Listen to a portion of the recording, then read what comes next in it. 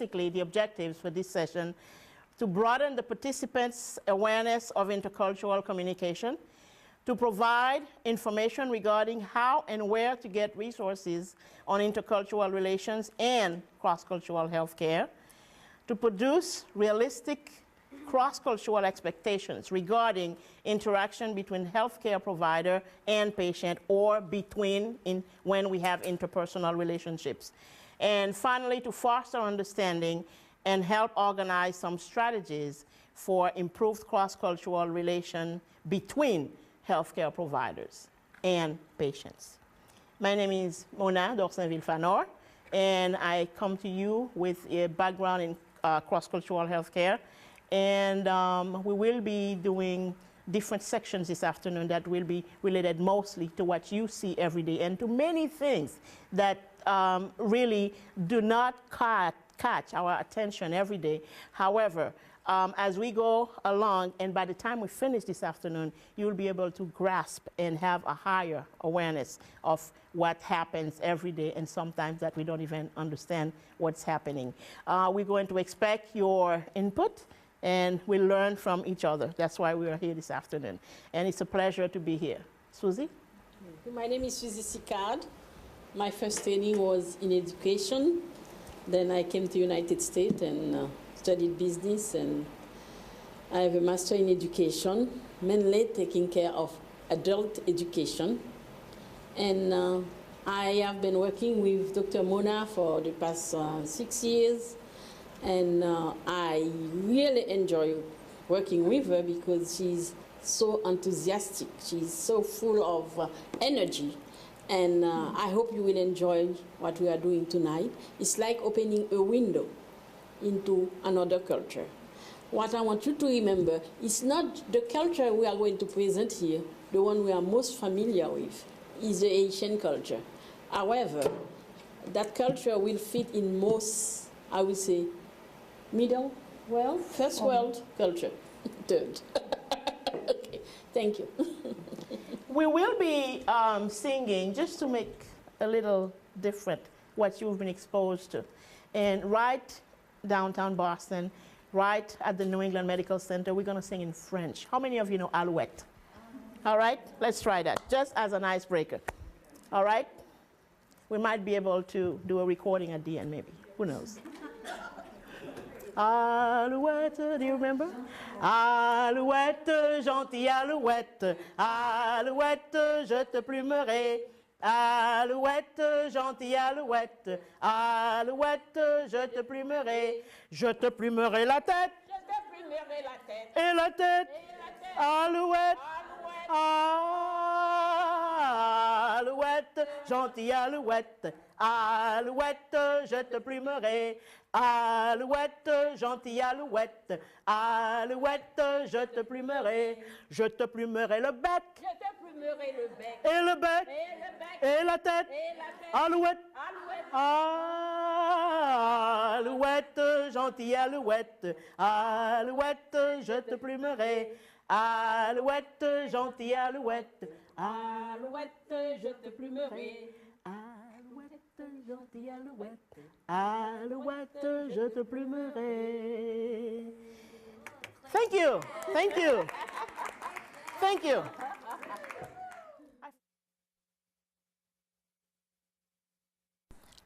Let's go now to some general comments on culture. This will be the bulk of the presentation this afternoon.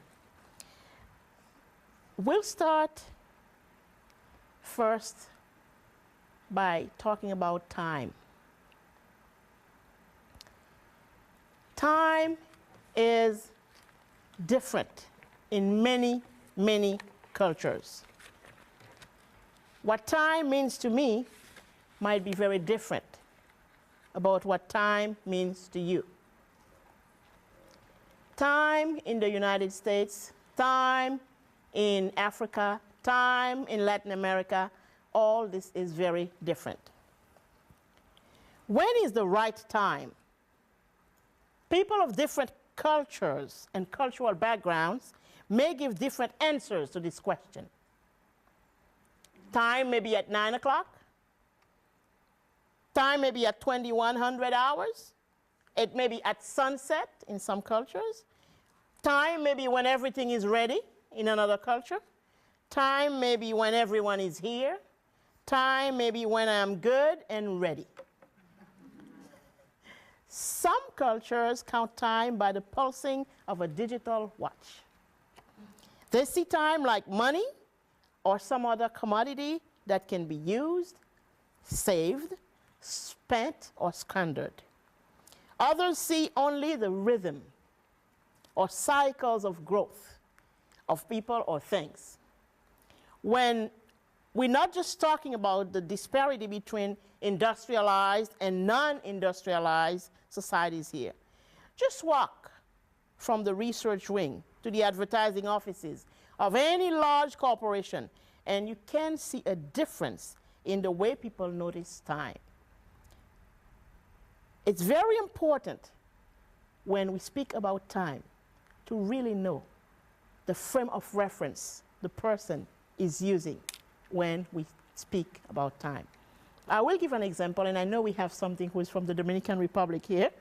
I used to live in San Pedro de Macorís, and they used to have a break at the university that I attended. They used to have a break, and that was the lunch break, from 12 noon up to 2:30. Okay, and now they told me it's 3 o'clock. From San Pedro de Macorís, Universidad Central del Este. They told me now it's from 12 to 3. Now, could you please tell me in the United States where lunch is from 12 to 3? Huh? And this is, I'm just giving an example from what I have lived. And by this time, at the siesta time, as they call it, people have time to leave work, go home, change, right? Take a shower, wear different clothes, all right? And come refreshed for the afternoon time. And then, of course, after that, they go back home. Time can be very different depending on the culture that you are from. We know that in America, in the United States, time is money. But time can be very, very different in other cultures. And at this point, I would like to ask if you have any question about how different time can be in different cultures. Any thought?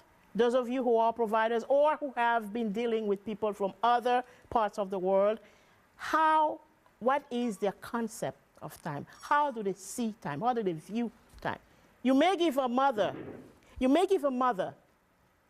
an appointment at the clinic, and she comes 1 hour or 1 hour and a half late for the appointment, and she still expects to be seen. Why not?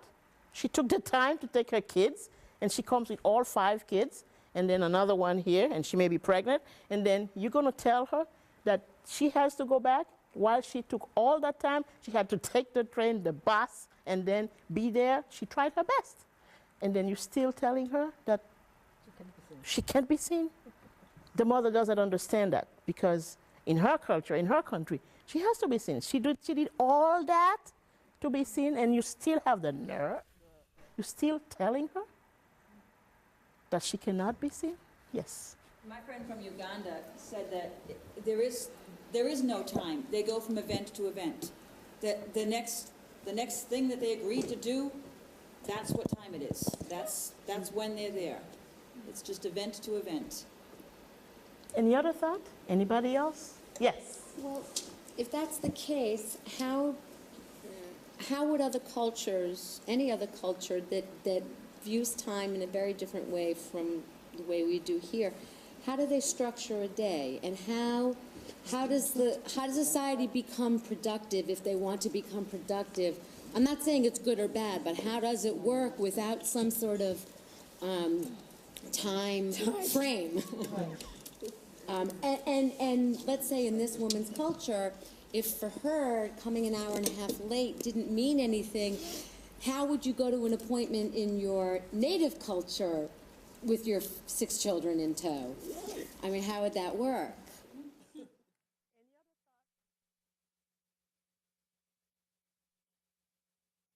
Susie will be continuing now on grief and death, how they deal with grief and death across cultures, which is very different from us. Anybody here has experienced grief from another culture and had that question about it? I would like you to share that with us. Anyone? Grief.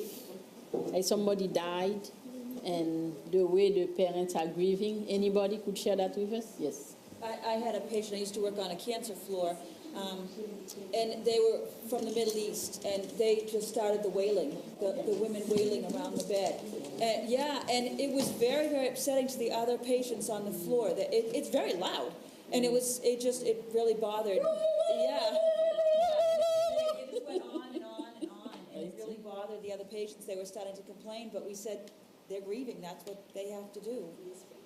Well, depend on the culture, and depend on also whether you are in the country or you are in the main town. Grief is experienced in many different ways. Like, I remember the once I went to a funeral here, and the people were really from the country in Haiti, but they had come to the United States and they had gone to school, they had, quote unquote, they were Americanized. And then they bought a house in Boston and the mother died, and there were like 3 sons. And they went to the funeral, and then they had really speeches and eulogy about the dead person and everything, very proper, very English, very sober, very calm. Then at the end of the funeral, there come that lady walking in and saying like, what with you? You are not going to give a scream for my aunt? So only they live all that life with all these kids, and then there is no wail for her, nobody is crying.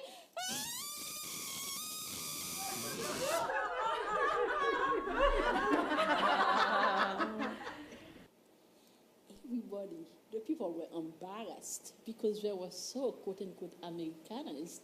They didn't want to know that a family member could come and really do that. You see, they had to grab the lady and carry her away. In Port-au-Prince, okay, now this happened here. In Port-au-Prince, most people in Port-au-Prince have roots in the back country. I am from the country. I'm from a little village, Plaisance. And I used to look at funeral, and I really used to hear that the people screaming, and there was such a release when people screamed that they didn't even, it was okay, they went about their business. They didn't go on mourning, being depressed and missing the person who died. They let it out, and it was sort of cathartic. Upper class don't scream anyway. You see, you don't do that. We don't do that, you know. You see? But people who are from the country, good old people, folk, they really feel that letting somebody go, it's embarrassing, it's a shame not to scream.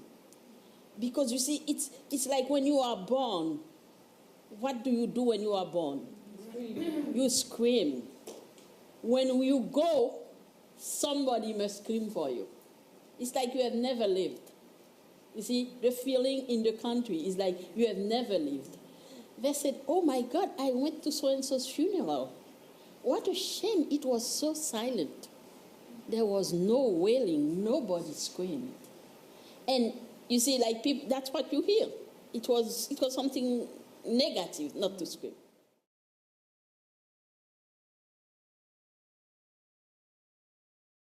Slowness perceived as laziness when coming from another culture. In a lot of work interaction, because time is of no value, people feel that they have all the time in the world. And because they have all the time in the world, that will reflect in their pace. That's why sometimes you look at some Asians when they are at work or some other cultures, and they don't rush about like Americans. They don't do it because they have time. You see, like if you say, okay, let's say you have somebody called Jane, and Jane is supposed to go wipe off the wall. And you say, Jane, the wall is still dirty. You have to go and wipe it off now. Then we say,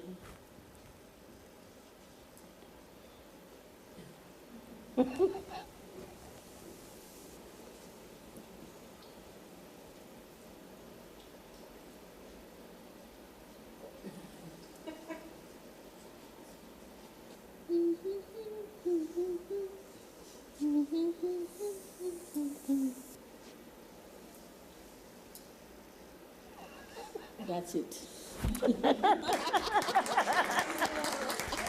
She won't go like in the United States when you come in the morning, you punch and then you go. And no, she will just start very slowly. So you can imagine the boss in environmental services or housekeeping. She says, Jen, could you please go and finish the work over there? And then here starts, Jen starts. And sometimes Jen may be standing like this, which is very typical, but this doesn't mean that she's not going to do the work. The work will be done. It will be done well. Slowness perceived as laziness.